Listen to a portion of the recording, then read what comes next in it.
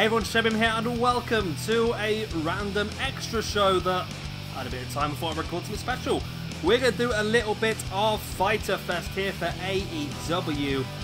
Should be an interesting one. We're going to see some debutants here tonight.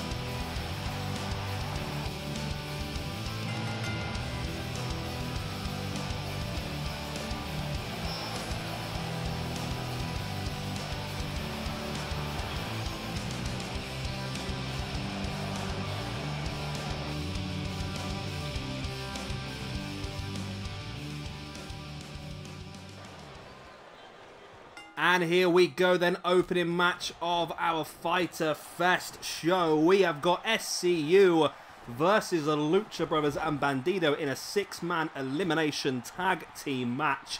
The first of 2 of these we'll have tonight. And the main event, I think, is going to blow your mind. Anyway, remember the Fyter Fest was a gaming festival. So I'm not going to say much else about that, but just keep that in mind as we move forward. There's no championship matches or anything tonight. It's just an extra special show. Just had a bit of spare time this week. Well, I haven't actually. I just decided I want to do this weekend. I've got no spare time at all. I'm literally squeezing this in to such a small little recording window I have. But I really want to do it for this weekend. I'm actually going away for a stag do in about an hour. So hopefully this show runs smoothly. Nothing iffy happens. But yeah, I'm looking forward to this one. This is going to be a 5-match show, not a standard 3-match show. It's going to be not necessarily, it's not really a pay-per-view, it's sort of like just a special show. It's a bit like, I don't know, WWE at Madison Square Garden or something like that. It's not really anything major. It's just a chance for us to showcase some interesting matches. Like I said, a couple of debuts tonight as well. Bandido catching Kazarian from behind, dropping him face first. And of course, we've got Scorpio Sky and Pentagon on the outside. Daniels just flattens Phoenix with the clothesline. And Bandido locking that submission on Kazarian. While Christopher Daniels just standing there watching his teammate in that submission. That's an interesting one, but it looks like Kazarian's able to break free himself. Kazarian with the elbows in the face of Bandido as Pentagon sending Scorpio Sky face first into the apron. Phoenix catching Daniels with that boot in the face, but Kazarian spinning Phoenix around into that spinning neckbreaker. Daniels now taking Bandido up, but Bandido rolling Daniels through. Referee, come on, man, do your job. He does get there eventually. It's slow. Daniels rolls it through. It's only there for a 2 count. A headbutt there by Christopher Daniels on Pentagon. Bandido sending Christopher Daniels into the corner, and all of a sudden, it's the 3 luchadors with Christopher Daniels in the ring. What is Bandido considering here? I think he's going to go super Spanish fly. There it is. Wow, from the top. That super standing Spanish fly. Why has he not gone for the pin? He's tried to bring Daniels back up to his feet for some bizarre reason. That makes little sense to me as Daniels flattening Bandido now. Pentagon taking out Kazarian. Now up into that package slam. As this is a very important match actually, not just for the singles involved, but also the tag teams involved as well. Of course, Lucha Brothers and SCU both looking to get themselves in championship pictures. Of course, Lucha Brothers are part of Lucha Underground. However, they are a tag team in Lucha Underground. However, I feel like Lucha Underground, they're very much going to be towards the top of the card. And even here as well, to be honest with you, you'd expect Pentagon and Phoenix to be fighting towards the top of the card for the singles championship as well. And that is what we will look at. However, there's no reason why they can't be tag team champions in some promotions as well. As now SCU are in control as Christopher Daniels stalking the grounded Bandido. On the other side, we see Kazarian there. Oh, wow, with a neckbreaker on Pentagon as Christopher Daniels flies off with a crossbody catching Bandido on the outside. Bandido, nice knee strike right in the face of Daniels, though. But Daniels fighting back as Kazarian's up on the top looking for a leg drop. Pentagon able to avoid it. Phoenix, nice with the Fisherman suplex as... Oh, Kazarian almost getting Pentagon in with a 3 count. Remember, this is 6-man elimination tag, so all 3 members of the team have to be knocked out to be eliminated, as we see the attempt there at the kill switch on Pentagon. There's the pin. Can Daniels... Yes, Daniels takes Phoenix up, but it wasn't enough to keep Pentagon down. Wow. Pentagon was not eliminated after that. Sky now bringing Phoenix back up. Nice brainbuster underhook as well. Pentagon bringing Kazarian back up to his feet, but Kazarian fighting back. Christopher Daniels up top, and oh, nice. Bandido saw it and taking Christopher Daniels down. And all of a sudden, the Luchas are back in control.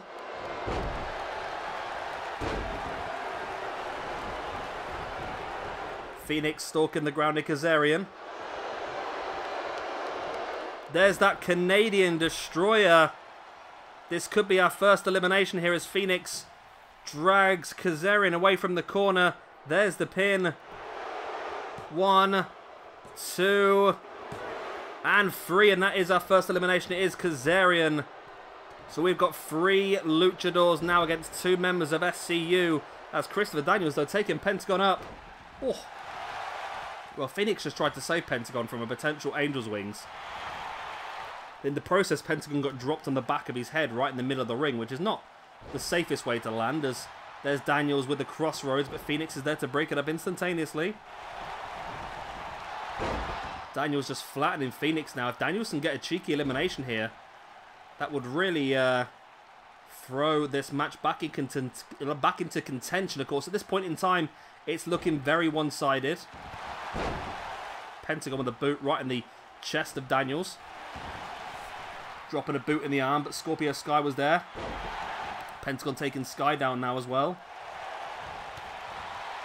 Sky with the boot in the gutter. Pentagon then a running forearm. Pentagon now clotheslines Sky in the corner. Before just pushing the boot right into the neck of Sky, who fights his way out. And Bandido's back in the ring, trying to make this numbers game work for them. However, Scorpio Sky taking Pentagon down as Sunset Flip powerbomb to Christopher Daniels on the outside. And I think one of Phoenix or Bandido should be helping Pentagon out in the middle of the ring, because Scorpio Sky's going for it here. Bandido's back in though and does break it up as Phoenix just staring. I don't know why that even happened there, but there's a nice Hurricanrana hooking the legs. Oh, Sky rolls it through. And Bandido able to kick out as well. Pentagon taking Scorpio Sky up and dropping him into that package.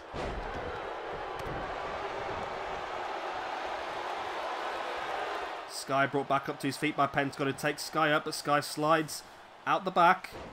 Went for the running crossbody. Daniels just ejecting Phoenix from the ring. Pentagon now reverse DDT on Scorpio Sky. Now stalking. This could be our second elimination of the night. Pentagon now hooking the arms into a package pile driver. He's got to go for the pin here. Phoenix needs to grab Christopher Daniels on the outside, which he has blocked him off. And that meant it was too long for Daniels to get back in the ring, and it's now 3-on-1. Pentagon, Phoenix, and Bandido versus Christopher Daniels. This should be just a matter of time now before the Luchadors win this match. Bandido now taking Daniels up to the top. Is he potentially thinking Super Spanish Fly once again? It looks like he could be. I think he is. Super Spanish Fly by Bandido on Christopher Daniels. Wow. Now Bandido stalking Daniels, looking to add insult to injury. Pentagon and Phoenix allowing it. And did that work? I've got no idea if that worked or not. It looked pretty bad for everyone involved, to be honest with you. But Bandido now raining the boots right into the face of Christopher Daniels.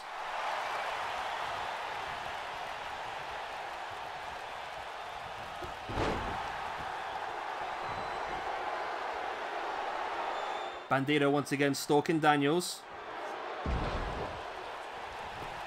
Bandido now into the pin on Daniels. 1, 2. Ooh, only a 2 count. Bandido once again stalking, taking Daniels down. Pentagon brings Daniels back up to his feet. Boot right in the shin. Come on, guys. Stop milking this. Just finish him off. They really are milking this, aren't they? Just dropping right in the face.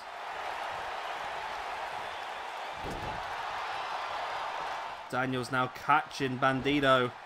Nice dropkick right in the face there as well by Phoenix, who now brings Christopher Daniels back up to his feet. There's a right hand. A boot in the shin. Another one as well. Christopher Daniels trying his best to try and get back in this match. Not working. Spinning heel kick by Phoenix. Bandido now deadlift. Oh, wow, into a backdrop. Showing incredible strength. Will someone just pin Christopher Daniels, for God's sake? Somebody please finish him off. This is insane. Daniels fighting back, boot in the leg of Bandido, and a clubbing blow in the back by Phoenix. And wow, Pentagon just slides in and flattens Christopher Daniels. Bandido now bringing Daniels back up, but Daniels fighting back with a clothesline. Daniels now heading up to the top, but he needed to remember there's 2 other men in this ring. He was focusing too much on trying to get Bandido down. Well, somebody, come on. Somebody try and finish this match, for God's sake. Super kick in the knee by Pentagon, who now drops into the Canadian Destroyer, into the pin. 1, 2, and... What? Christopher Daniels, just stay down, man. Just stay down.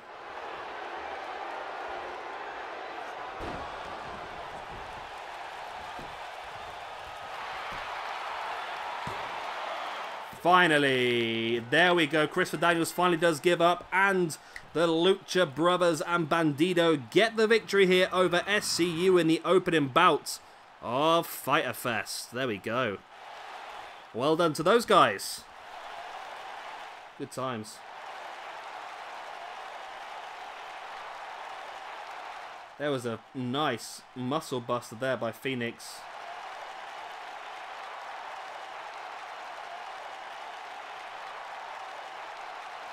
It was a pretty good match, actually, all the way around. I quite enjoyed it.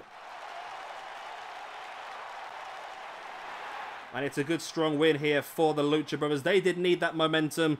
They needed a bit of help. And they have finally got that momentum. And this could be the kicker that really gives them the great opportunity to walk away champions. I feel like Pentagon is going to get an opportunity at the Lucha Underground Championship pretty soon. But PWG, these two be fantastic champions as well. And Bandido.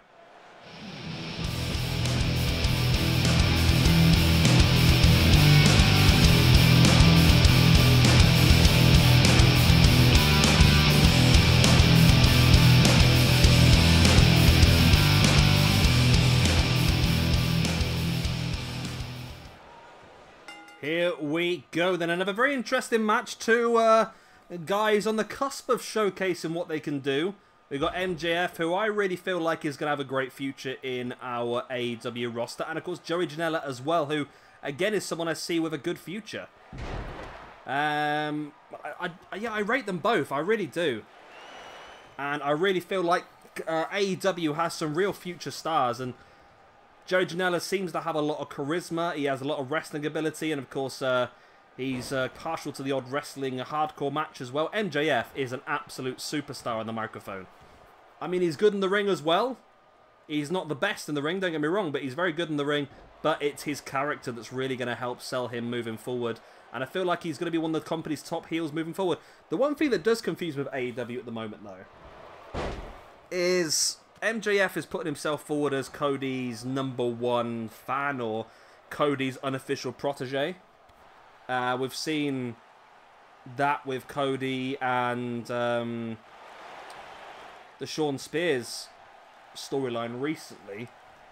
It seems to me like Shawn Spears was trying to play the face. I don't think he is anymore. I think Shawn Spears has gone heel now with this attack.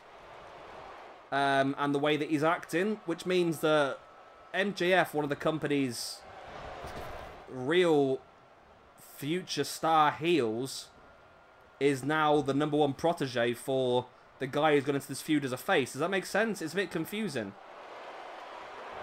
Unless MJF is going to be that sort of anti-hero, sort of, I don't know, has to go at the crowd or this, that, the other, but he still gets over as a face and that sort of stuff. That could be the way he's going. The way he was acting at Fight for the Fallen, with his actions towards Shawn Spears, I think were very clever. And it did sort of get him over as a face, even though he's playing a heel at this point in time. So it was a very interesting way of doing things. I was never quite sure about that match anyway, to be honest with you, the way that they put it together, but it is what it is. MJF going up top. It's not something he does very often, but yeah, it seems like it's backfired quite significantly. Janela crushing MJF in the corner. Now Joey Janela into the pin. Only a 1 count. Janela now looking to bring MJF back up, but MJF has him with an elbow in the face. Then into the front chancery. MJF now dragging Joey Janela across the ring. Drapes him across the rope before springing him back. No. Janela fights back with that forearm, but MJF comes back with a big clothesline, flattening Joey Janela.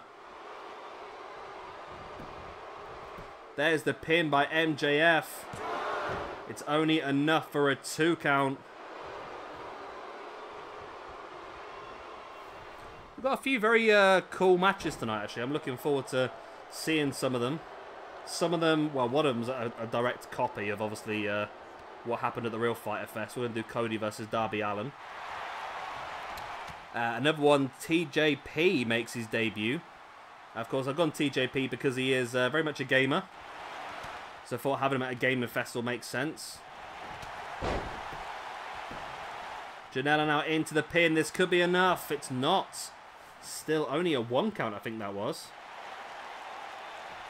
Craziness.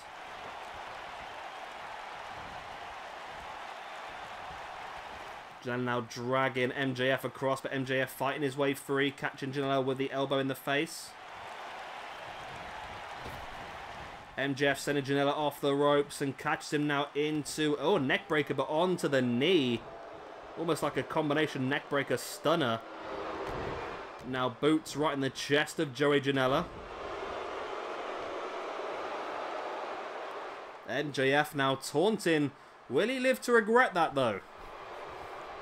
He does need to concentrate on the task at hand, because Joey Janela is not an easy opponent. Janela taking MJF up into a package power driver out of nowhere. Janela might have just won this. MJF grabbing a hold of his neck. 1, 2. Oh, and MJF was able to kick out, which I'm pleased about, because MJF's arm was underneath the bottom rope. Referee was in a terrible position to spot it. We'll have to have a word with him backstage about that afterwards, as Janela heads up to the top now. What is Janela's game here? Stalking MJF as he slowly gets back up to his feet. Went for the drop kick, but I think MJF saw it coming. Avoided it. Both guys running straight into each other now. My voice is going. I've recorded that much over the last few days. My voice is really going. MJF now wrenching back into that arm breaker on the arm of Joey Janela. That makes sense, doesn't it? Bringing Janela back up to his feet now. Rake to the eyes before... Oh, it's a low blow. The referee saw it, but of course they do allow a lot more in AEW. But is that going to... That won it. MJF wins with a low blow on Joey Janela. The referee was right in front of him. He's allowed it. Of course, we do allow the referees to be very lenient here. We don't want to cheat the fans by giving out, you know, dodgy disqualifications and so forth. But, yeah, Janela's not happy with that. Rolling straight to the outside, as you can see. But MJF with the victory. But it was a low blow. Janela very disappointed. I don't think this is going to be the last we're going to see of this one, you know.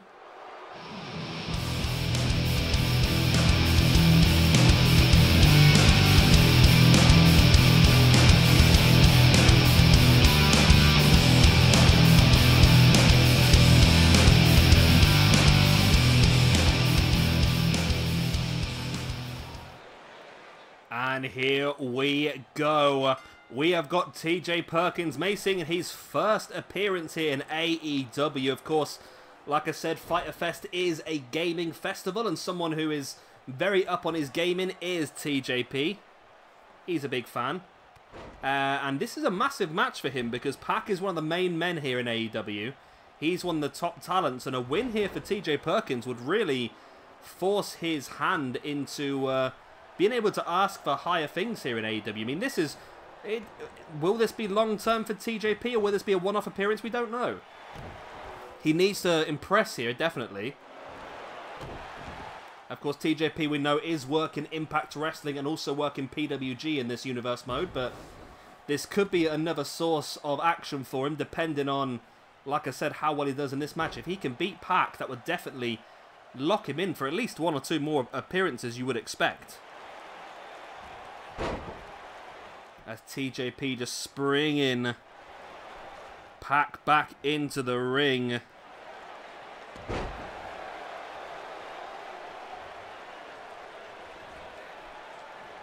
Pac now sweeping the legs of TJP.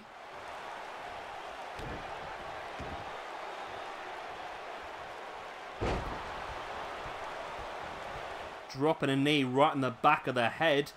So I was just writing something on my cards there to remember, because I feel like we need to have a rematch of MJF versus Janela at some point, don't we? Maybe no DQ. I know what. Yeah, okay. That'll do. That'll do. We'll figure it out as we go along. Right, Pac now dragging TJP into the middle of the ring. This is not the first time these two... They must have collided in 205 Live one or twice, surely. Of course, both these guys left WWE now, which is a shame because I was big fans of both. I mean, TJP's character got a little bit overwhelming. I mean, I instantly... This might ostracize me quite a bit now, but I instantly have less respect from anyone who dabs. Just straight up, and then, you know, it's just, yeah. TJP, come on, you're such a great wrestler. Why do you need to do that sort of stuff? Big knee strike right in the face, and TJP is dominating Pac here at this point in time. Drops into the pin. 1. But Pac able to kick out pretty quickly. TJP dropping the boots onto the back of the head before twisting the head now of Pac and dropping a strike right in the side of the face. Pac with a jawbreaker as well. Pac now taking TJP up into a sit-out powerbomb. Only enough for the 1 count, though. Pac needs to continue the assault here, but just standing over his fallen enemy, TJP, needs to work him over. Can't just stand here and wait, because TJP will recuperate and then start to take advantage. But Pac now looking for the deadlift. German suplex bridges for the pin. 2. Oh, TJP able to kick out, but there was not a lot left in that kick out at all, was there? As Pac dropping a boot right on the back of the arm of TJP, then into the standing corkscrew. Pac now dropping a knee in the back of the head of TJP as well.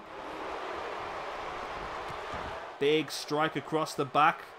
TJP now catching Pac with a boot in the face as well. Pac fighting back for boot in the gut.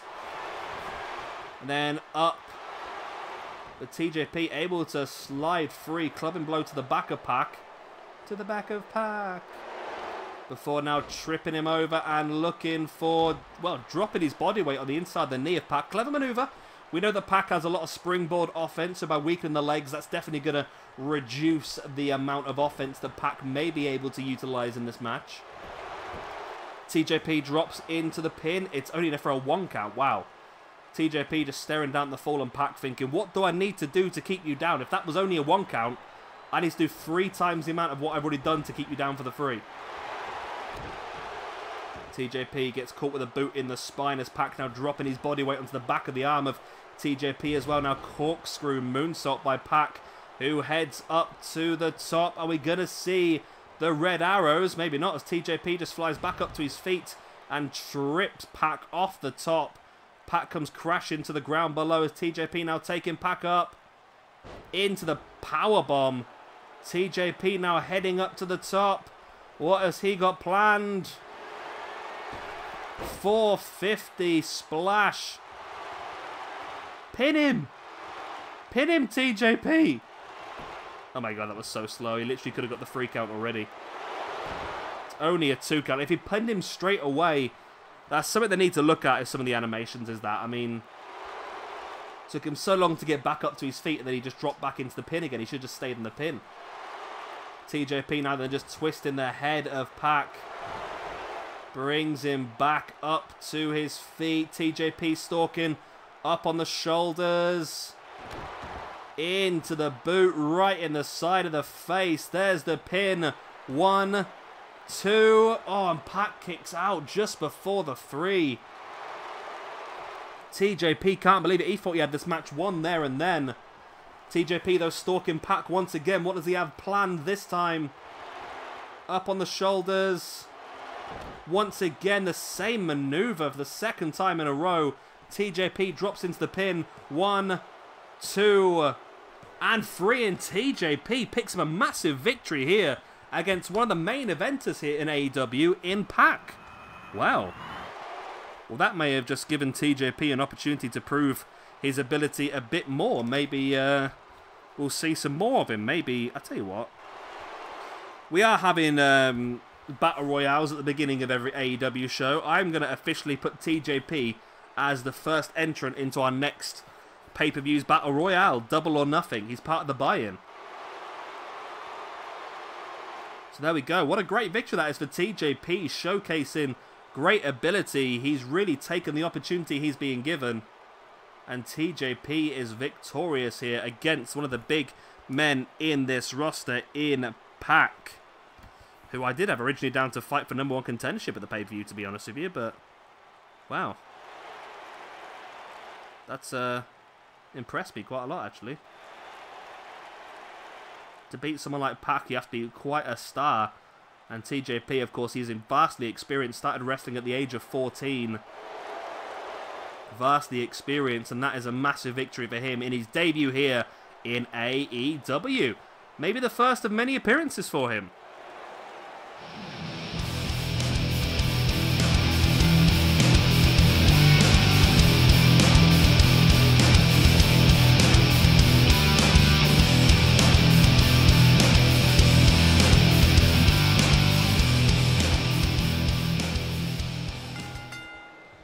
And here we go then, a actual match that happened at Fyter Fest, one I was very impressed with. The first time I'd really seen Darby Allin wrestle, I must admit, in a full match, and I was very impressed. The guy is a fantastic character, and I want to see more of him. And I know I'm not the only one, and that's the best thing that Fyter Fest did, I think, really. I mean, we had these matches that looked on paper like they were going to be very simple and one-sided ways to build up the big talent in the names of Cody and, obviously, Jon Moxley as well. However, in the process, obviously, Cody's match finished as a draw against Darby Allin. In the process, Darby Allin was made to look like a star. And exactly the same with Joey Janela in the Jon Moxley match as well. He was, although Moxley won that match, Joey Janela was made to look incredibly good as part of it, which is very good to see. And it's pretty rare now that you see, especially in WWE, matches where when they're trying to give the main star a bit of momentum, that in the process they also building up somebody else. I mean, that's the best thing for wrestling. I mean, the ideal match scenario is that the winner and the loser both come out better off after the match. That's the benefit. That's what you're aiming for. I mean, you don't want to do a match where the winner benefits greatly and the loser struggles, because that's just not going to be beneficial for the company. Anyway, it's beneficial for one person, but... So I think it is fantastic to continue building people like Darby Allin. They are the future. He's only a young lad. He's got a fantastic character, fantastic backstory, and I'm looking forward to seeing more of him, and that's the reason we give him this opportunity. But he's not only got this opportunity today, but a couple of other people here as well, Phoenix being another one. Of course, we are doing the Combat Zone Wrestling Tournament of Death this weekend. The second part of that is on today, and Darby Allin will be heading over for a big match at Combat Zone Wrestling today. So if you've not already seen it, then do check it out. Darby Allin's got a big opportunity. Of course, Phoenix also defending his Wired Championship. Pentagon's in there as well. Moxley's over there as well. So we've got a lot of crossover today. Nice super kick there by Darby. And I did forget to mention, but you might have noticed it on the matchup screen, this is a Falls Count Anywhere match, which is why there's no countouts. There's also no disqualifications. Of course, pinfall submissions count anywhere in the entire world, or in fact, off-world as well. I'm not sure there's ever been a pinfall off-world, but could be the first. Nice German suplex there by Darby Allin, who's doing incredibly well here. He heads up to the top corner now. What is Darby Allin thinking? Big splash, but Cody got the knees up. Allin dropping ribs first, right across Cody's knees. Cody now sending Allin into the corner, into a clothesline as well. Then dropping a leg drop.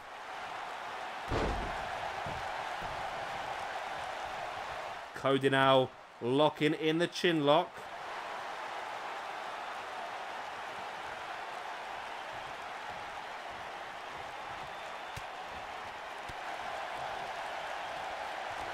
Darby Allin now into a snapmare.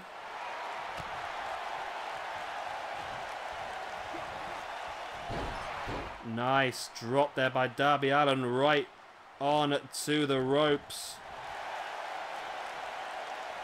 Allin now bringing Cody back up and just raking his forearm across the face of Cody.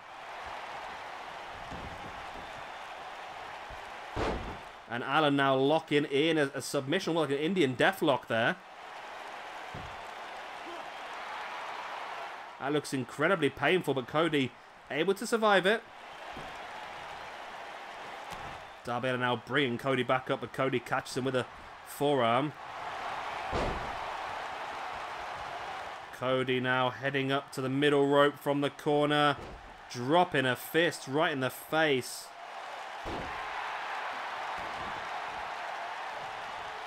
Cody now bringing Darby Allin back up to his feet, but Allin fighting back. Allin now draping Cody across the top rope and utilizing the spring to ping him back in. Oh, nice. That rhymed a little bit, that did. I like that. Darby Allin now dropping into the pin on Cody. Only enough for the two.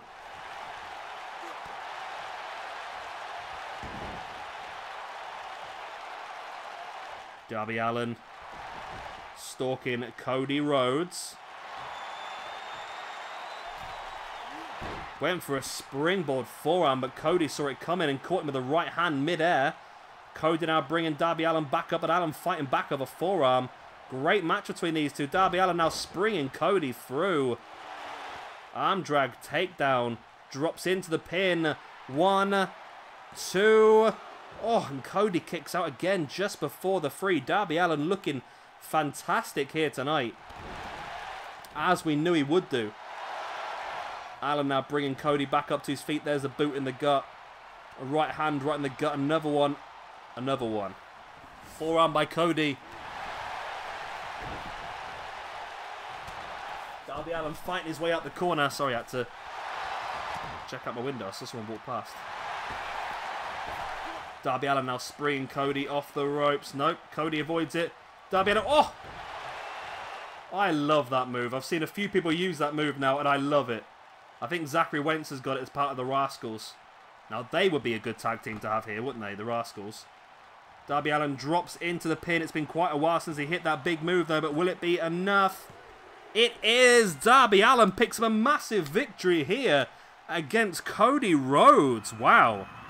We are putting over some real young talent here this evening, aren't we?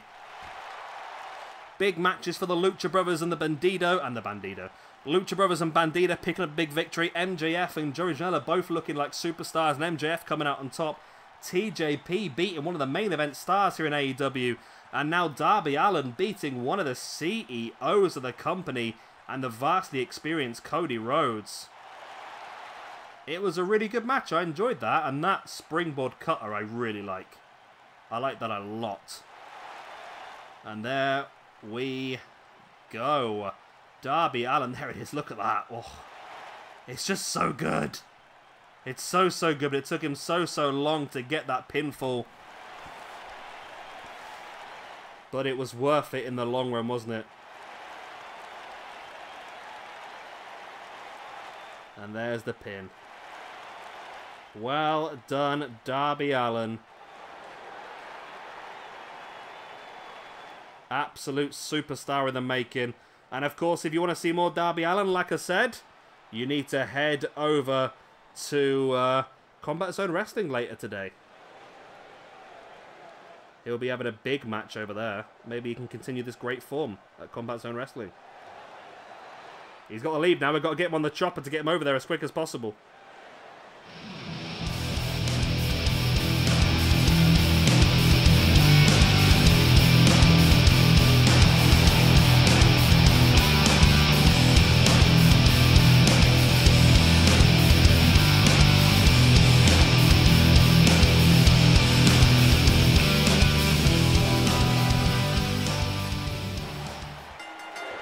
Ladies and gentlemen, there is no need to adjust your TV sets. What you're seeing is real. The New Day have made their debuts here in AEW. Wow. Now, of course, Fyter Fest, as we discussed earlier on in the evening, is a gaming festival, so we had to have the leader of the Up, Up, Down, Down YouTube channel, of course, Xavier Woods, alongside his good friends, of course, Big E and Kofi Kingston. A match that I would love to see in real life, a match that was teased quite a bit as well across Twitter. And I think it'd be pretty cool to see how this all pans out, to be honest with you. This is once again going to be a Tornado 6-man tag elimination match. And as we discussed last week on AEW, we'll have 3 tag teams squabbling for the 3rd and final position in that #1 contendership tag team championship match. And I can now announce that the New Day will be one of those 3 teams. So Xavier Woods, Kofi Kingston, and Big E Langston versus Nick Jackson, Matt Jackson, and the PWG World Heavyweight Champion Kenny Omega, who's also fighting, of course, for the IWGP Heavyweight Championship this weekend, coming up in our first New Japan pay-per-view, Dominion. Should be pretty cool. Facing off against Suzuki, a great chance for... And Omega will also be defending his PWG Championship twice this weekend as well. He's got a busy weekend, old Omega. He's going to defend his PWG Championship 2 nights in a row, and then he's going to have to fly all the way to Japan and defend his the challenge for the IWGP Heavyweight Championship as well. And then next week, he's got Hangman Page for the AEW Championship. So Omega's got a massive 3 weeks ahead of him. Or 2 weeks ahead of him, shall I say. And he'll be hoping that he can build up momentum here, as there's a pin by Xavier Woods on Kenny Omega. Only enough for a 1 count. And you'd have to feel, though... that's a question. I mean, if Kenny Omega was to get eliminated in this match, I would be half tempted... Well, I won't say anything because I've just realised that the AEW show this weekend... Not AEW, sorry. The PWG show this weekend is going to be Mystery Vortex, so there's no match cards available. We're not going to discuss anything. The matches are just going to happen. But I would suggest that whoever does... If someone in this match, sorry, does pin and eliminate Kenny Omega, they would definitely have a shout to become the #1 contender for the PWG Championship.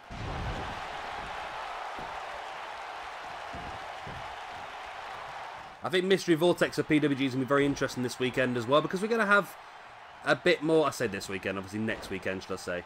Because it's going to be a lot more interesting, I think, because we're going to dabble a bit. Because it's Mystery Vortex, we're going to go a little bit more out there with some of the names and some of the matches. Just try and freshen things up and just try a few new things as well. Big E, big elbow into the gut of Nick Jackson as... Xavier Woods taking Matt Jackson on his shoulders, but Jackson fights free. There's Big E Langston there with the big ending on Nick Jackson. There's the pin. But Kenny Omega was there just in time to break it up. Big E catching Omega. Now into the German suplex. Wow. Omega's back up on his feet, and Xavier Woods now DDT on Kenny Omega. Omega back up now. Dragon Screw taking down Xavier Woods. Nick Jackson taking out Big E and slamming the arm into the mat as Omega takes Xavier Woods up into an Ibushi bomb. Wow, that's a big hit that by Kenny Omega. But he's not going to go from the pin for it. He's going to stalk the back corner, and Kenny Omega quite ironically here, looking for a V-trigger knee strike on the gamer Xavier Woods. Omega now dominating Xavier Woods. Another powerbomb. As the Elite do seem to be in control of this match. Omega now taking Xavier Woods up. Hooks the head, shall I say. One win, Angel. And they had his back to it. Kofi didn't notice the pin. He had his back to it the whole time. And Xavier Woods is eliminated by Kenny Omega, who then just super kicks Kofi Kingston. This could be a pretty disastrous debut here for the New Day. Already at a 3-on-2 disadvantage against the Elite. Pin here by Matt Jackson after the spear on Kofi, but Kofi able to kick out. Matt Jackson now just twisting the head of Kofi Kingston. As Xavier Woods makes his way to the back as per the rules. Matt Jackson dumping a boot onto Kofi's arm and a second one as well. Now backing away into a corner. As Nick Jackson looks to roll Kofi across into the sharpshooter, but too close to the ropes, and the referee forces the break instantaneously as Big E slides back into the ring. Taking Matt Jackson up onto his shoulders and dropping him in the electric chair. Then clotheslines through Kenny Omega. And Big E taking down the straps. It's a chance here for New Day if they can get an elimination. Big clothesline by Big E taking down Nick Jackson. They need to get an elimination to equal the numbers up, don't they? I think Big E there was looking for the big ending. Nick Jackson with a super kick in the gut, then flattening Big E though. Nick Jackson now rolling Big E through. As Kofi there just stamping on Nick Jackson, but Matt Jackson comes into the ring in the back. Matt Jackson now heading up to the top. We're going to see that moonsault. Yep, the moonsault on to Big E. Kofi taking out Nick Jackson, but Omega was there to break it up straight away. Omega now taking Kofi up, dropping in that high angle backdrop. It's looking like this could be... Oh my god, there's been a bit of a bug there, isn't there? Two people doing animations of the same person at once as Omega misses the knee, this V-trigger, this is the knee trigger. Misses that V-trigger knee. My voice is not very good, mode. I've come over a bit of a cold this weekend and I'm struggling a bit, I must admit. The Bucks there both just diving off the turnbuckles onto Big E. Omega now picking up the pieces, bringing Big E, well, I was going to say back into the ring, but no, sending him face first into the apron. Both guys trading chops. Kofi Kingston's back on his feet now as well on the outside. I mean, it's not all over here for the New Day, but they do need to get the next elimination, and they need to get it as soon as possible. Hurricanrana there by Nick Jackson on Big E, and it's not looking likely they are going to get that elimination as the Bucks are dominating here. Well, why would you clothesline back to the outside? Nick Jackson just loves diving, doesn't he? Went for the knee drop and Kofi moved out the way. Kofi went for a double foot stomp. Matt Jackson sending Kofi straight into the ring steps as Nick Jackson sending Big E back into the ring as well. Big boot in the side of the head. Went for the super kick there. Avoided though by Big E. Then clotheslines Matt Jackson to the outside. Big E needs to probably concentrate though on Omega. Really. Oh, what a super kick there by Matt Jackson. Just flopping Kofi out. As Big E now slamming the head of Nick Jackson into the apron once again. Matt Jackson in the ring gets a forearm in the face. And Kofi now into a neck. No, looking for a neck breaker, but Matt Jackson able to break free, then into the standing sliced bread. The Salida del Sol. The Seth Walker. Whatever way you want to call it these days. I go by many names. Submission by Matt Jackson in the ring. It's not really going to be enough to get the win. Oh, it is. Okay. Wow. The damage must have been done to the back of Kofi Kingston already as Matt Jackson got the submission. It is all three members of the Elite versus Big E now.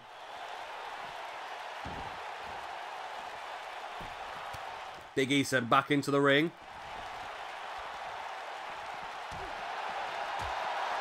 He slides back out, but Kenny Omega catches him once again.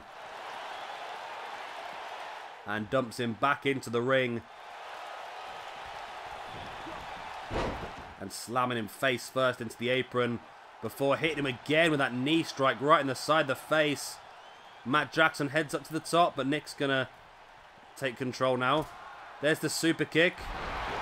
Matt Jackson lands with a splash, and Big E smartly rolls to the outside. There was a race there between Omega. Oh! Big E avoids the crossbody by Omega, who crashes and burns into the ground. Matt Jackson flattens Big E with a clothesline. For Matt Jackson now in with a moonsault. Moonsault, the sharpshooter, should I say. And there is the submission victory. The Elite showcase their dominance here in AEW, defeating their debuting New Day. The New Day are going to be a permanent fixture in this AEW roster. Of course, we know that AEW is going to be the home of great tag team wrestling. And this is just another great team to add to that list of assets. It's not going to be a fixed contract. It's going to be an open contract, so New Day can work for other companies should they wish to do so. So there's a possibility we could see them elsewhere. I'm thinking maybe Impact. I'm thinking there's a potential of some PWG work as well, but we'll have to wait and see what happens in the grand scheme of things. There we go. Well done to the Elite. It's a great way to cap off a great show. I hope you have enjoyed this extra Fyter Fest episode. It's been a bit out there, isn't it? It's been a bit weird. But I think it's a good way to help us build towards the next pay-per-view. Of course, we have also uploaded some other stuff this weekend. I think this is going to be uploaded probably Monday now, to be honest, because my internet speed is so slow. And of course, don't forget, we do have Impact coming up for you Monday, AEW Tuesday, Ring of Honor Wednesday. We have got New Japan Thursday, Lucha Underground Friday. And then next weekend, we have got 2 PWG shows. We have got the Dominion pay-per-view from New Japan. And I believe we also have a Progress show as well. So lots of stuff coming up for you. I've been Shabby Gamer. Thank you very much for watching. Please do like and subscribe if you're not already. And I will see you again very, very soon for some more of the SWE Universe mode. Bye.